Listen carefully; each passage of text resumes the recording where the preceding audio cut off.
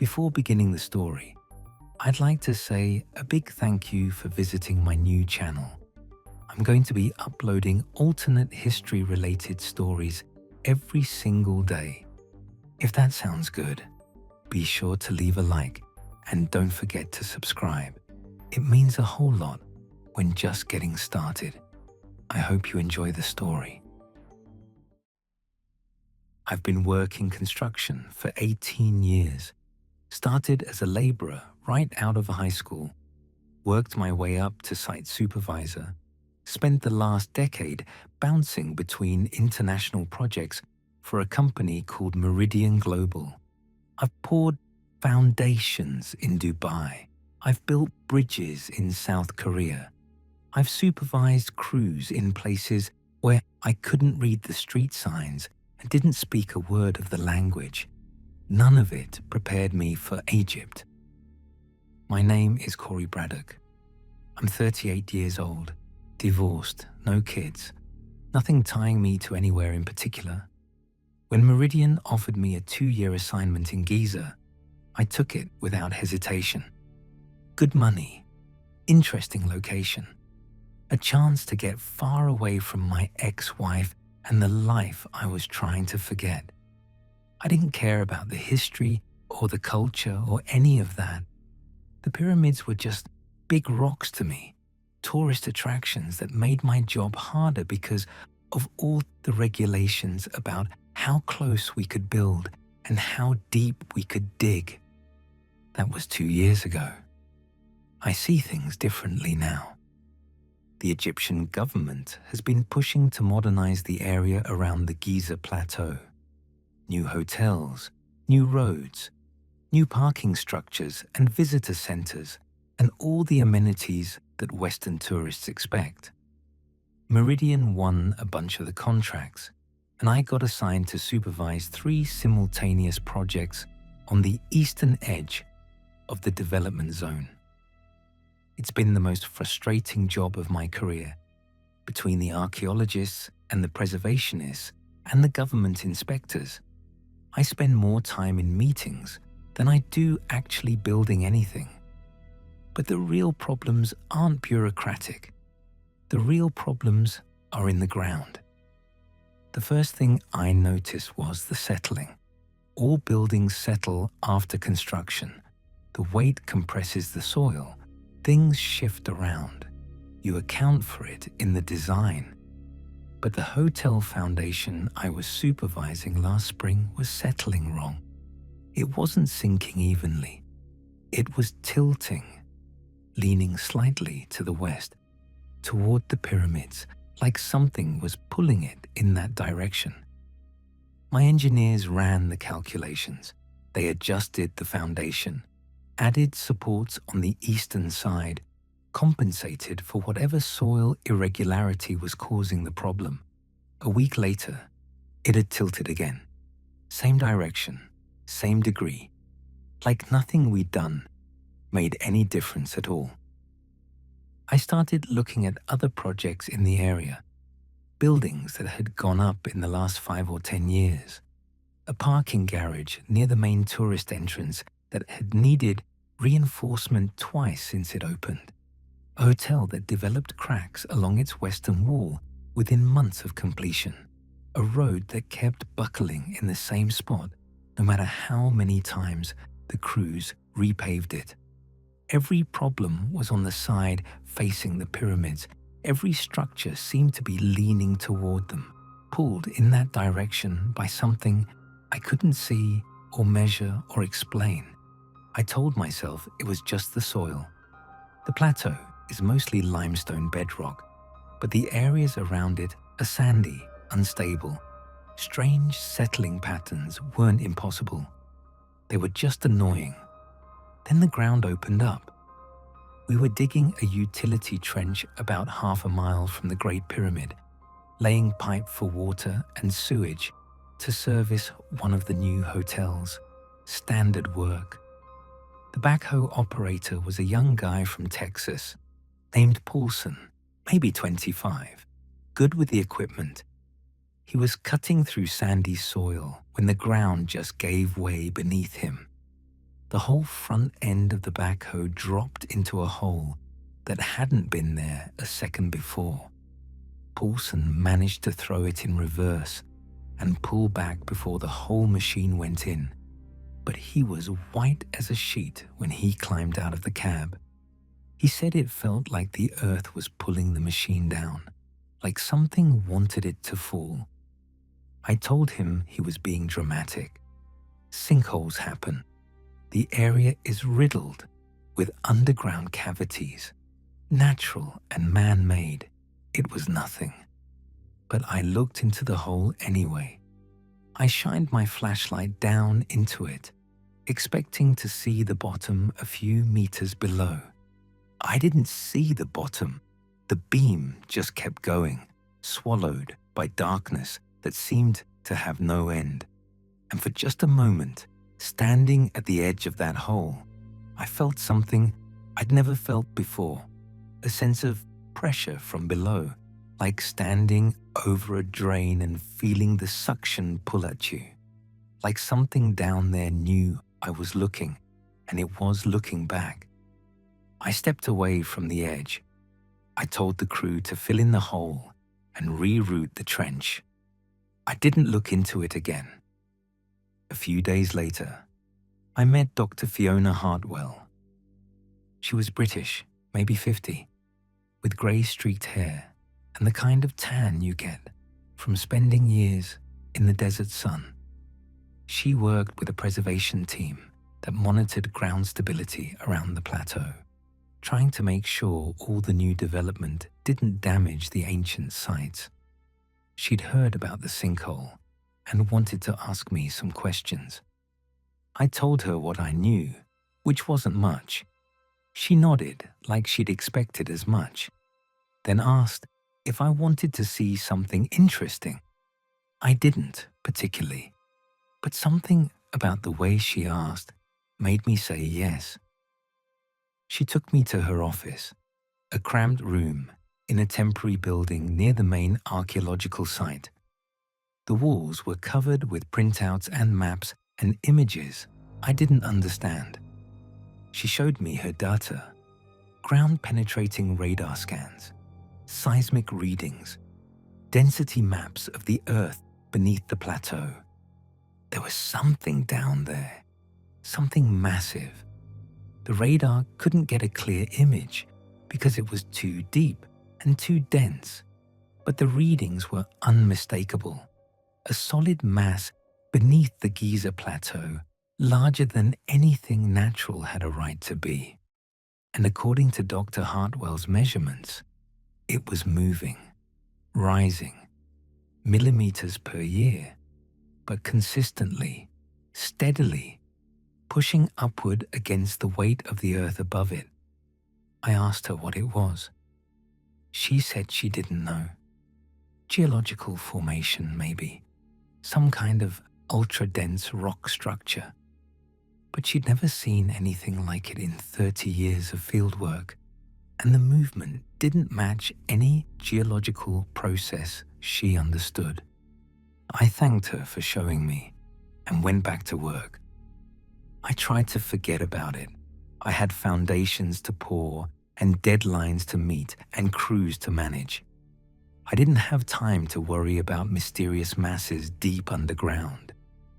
But I couldn't stop thinking about that hole, the darkness at the bottom, the feeling of something pulling.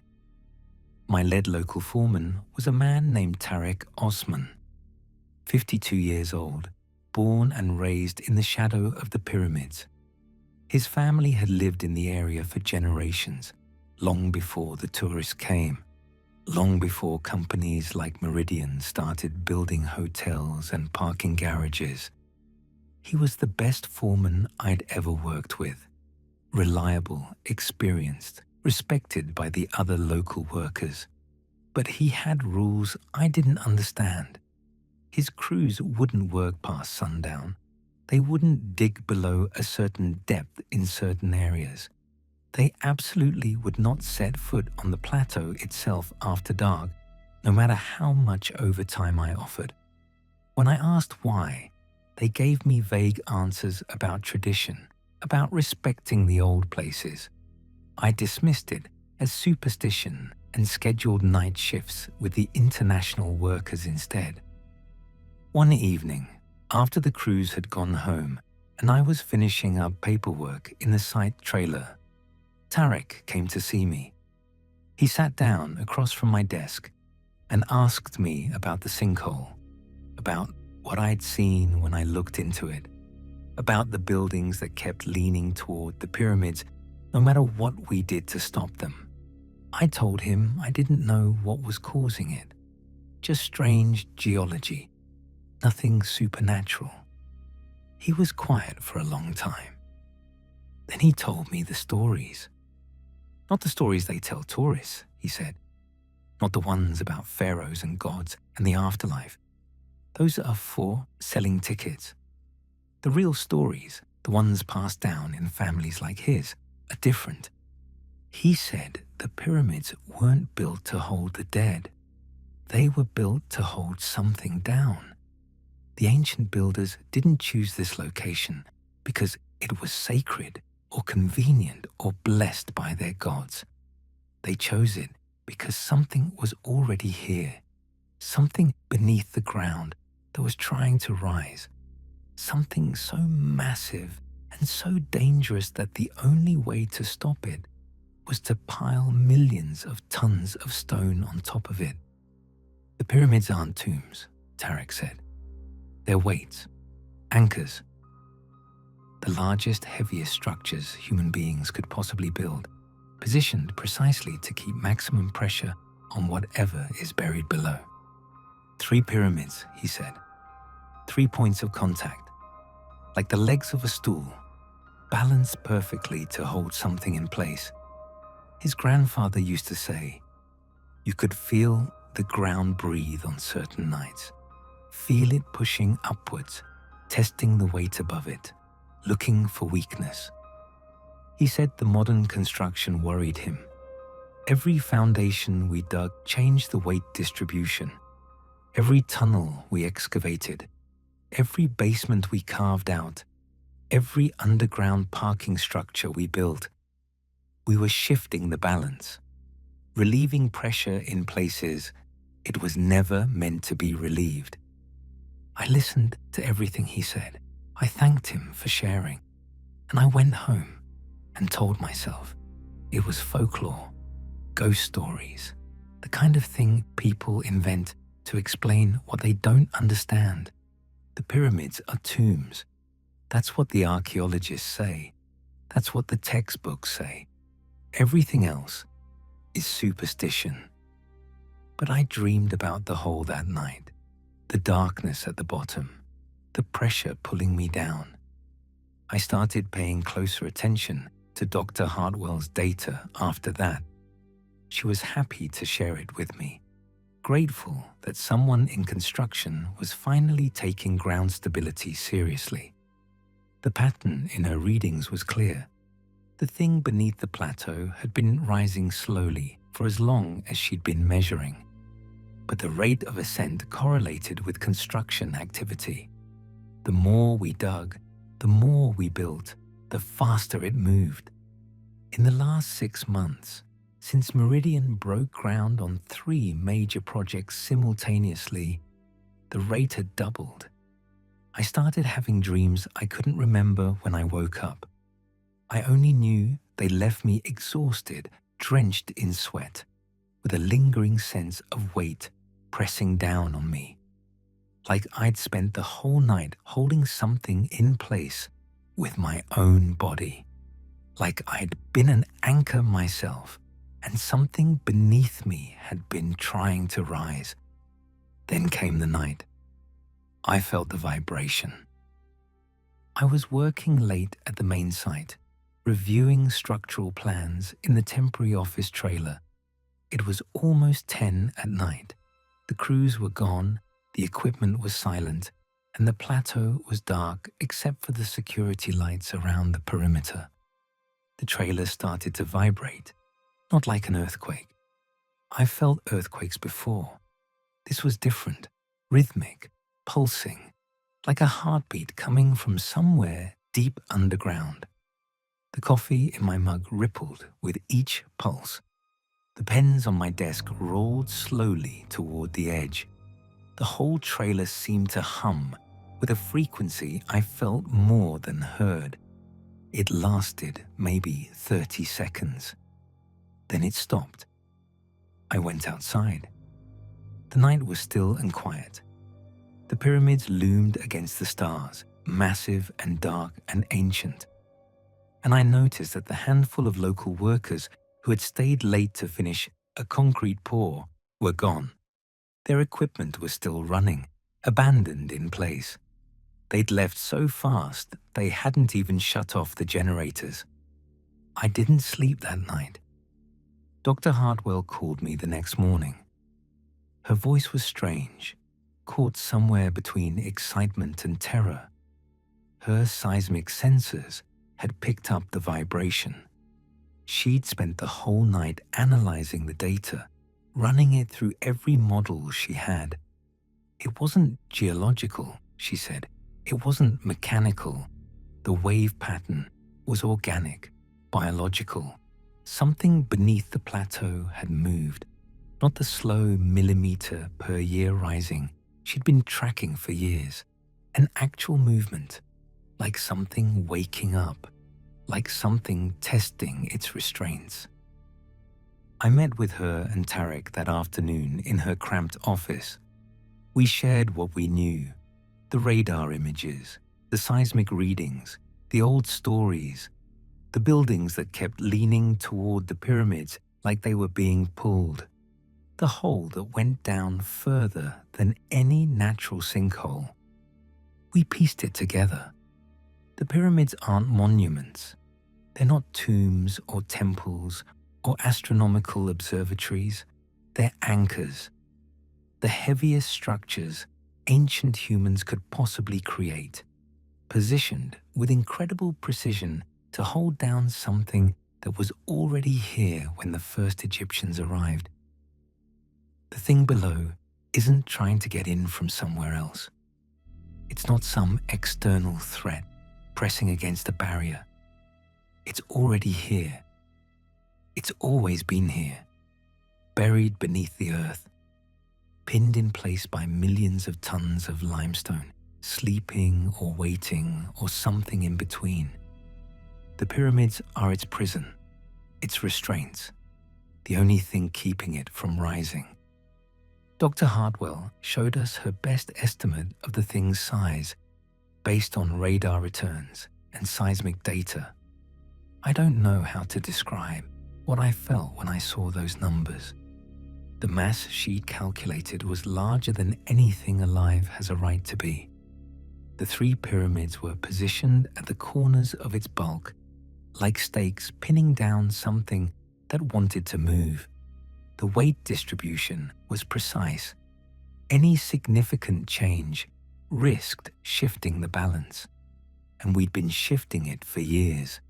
Every foundation we'd dug, every tunnel we'd excavated, every underground structure we'd built, we'd been changing the pressure gradient beneath the plateau, creating gaps, relieving weight in places it was never supposed to be relieved. The thing below had noticed. It was testing its restraints, pushing upward to see if they still held. And based on the seismic pulse Dr. Hartwell had recorded, it was getting stronger.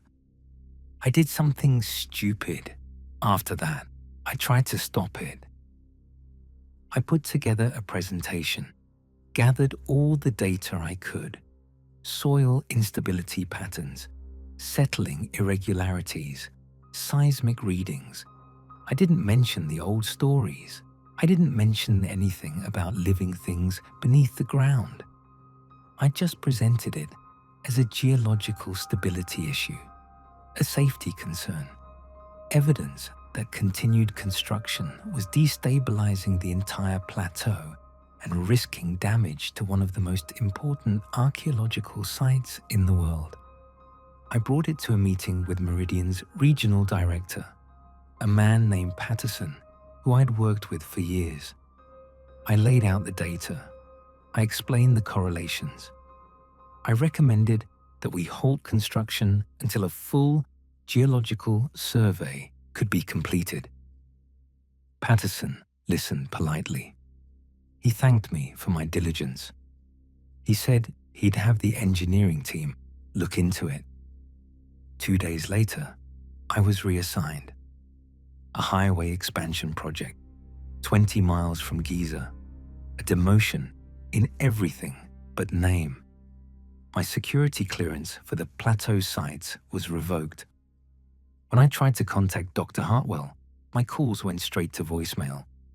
When I went to her office, the building was locked, and there was a notice on the door saying the preservation team had been relocated pending administrative review.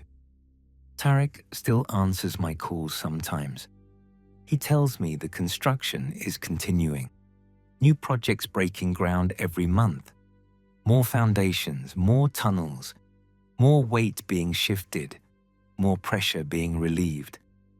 He tells me the workers feel it now, the ones who are sensitive to such things, the ground pushing up beneath their feet, the pull toward the pyramids getting stronger. Some of them have quit.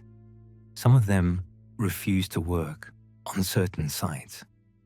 But there are always more workers, always more crews willing to take the jobs that others won't. That was 3 months ago. I'm still in Egypt, still working the highway project, still 20 miles from the plateau, close enough to see the pyramids on clear days, far enough that I can almost pretend none of it is real. But I feel the vibrations sometimes, late at night, lying in bed, in my apartment in Cairo, a faint pulse through the floor, rhythmic, organic, stronger than it was before. I think about those ancient builders, the ones who saw something in the earth 5,000 years ago and decided the only way to stop it was to pile the heaviest stones they could find on top of it. They didn't have cranes or trucks or modern engineering. They had human hands and wooden rollers and an understanding of something we've completely forgotten. They spent generations building those pyramids, millions of blocks of limestone, each one dragged and lifted and placed with impossible precision. They knew it was down there. They knew what would happen if it ever got loose. And we've spent the last 50 years digging up the ground around their anchors, relieving the pressure, shifting the weight, building hotels and parking garages and tourist facilities on top of something that should have stayed buried forever. I don't know what the thing beneath the plateau is. I don't know where it came from or how long it's been there or what it wants.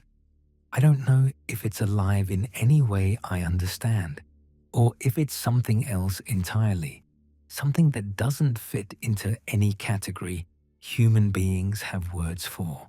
I just know it's real. I know it's rising. And I know that nobody who has the power to stop the construction believes any of this or ever will. The contracts are signed. The money is committed.